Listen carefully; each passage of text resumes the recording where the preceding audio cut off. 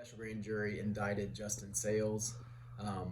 It's the case we've been working on. The offense was back in 2019. It was null prost in 2021, and we've been working on it since.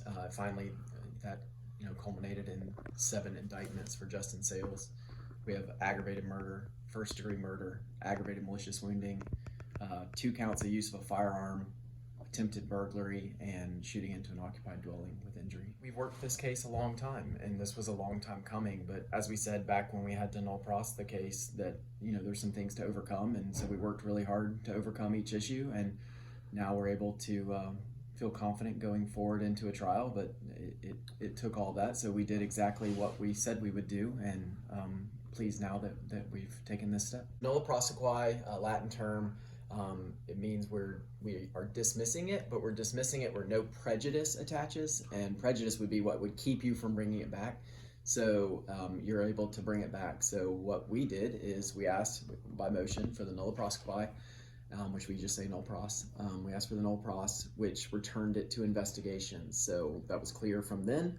It was clear to the defendant, it was clear to the court, clear to the family that we were returning it to investigations, and investigations put it back together, and so now that's why we're announcing now that indictments have now been issued. A couple things come to play for that. One is a right to speedy trial.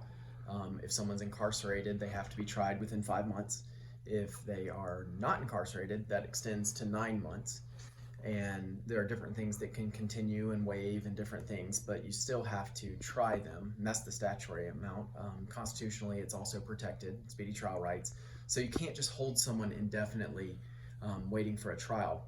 But also, a prosecutor's rules of ethics is we can't maintain a charge. Like, if we're not able to go forward, we have to immediately null pros that charge if we don't have the evidence to go forward. So both speedy trial and ethically, the case had to be null pros when it was in December 2021.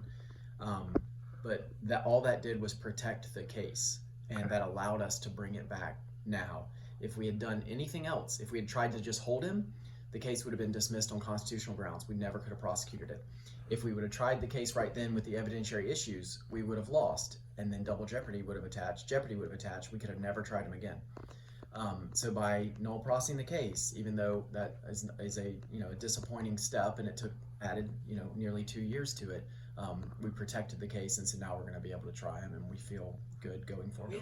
We had to tune out some chatter and noise, and unfortunately we don't get to fully share what we're doing as we do it. We're bound not to share those details, but we've worked diligently. The sheriff's office put together a case that clearly had problems, or there wouldn't have been a null pros back in 2021, but they worked hard to put it together. They devoted significant resources and time, and I'm just thankful that we were able to put it all back together. So hard work from my office, hard work from their office, and reaching out to others as well. So I wouldn't want to miss an agency, but state police helped, town police helped. I mean, it's like we usually work. It's kind of a group effort, and we all help and get along well and work together well, and all those efforts culminated in this. We got indictments from the grand jury.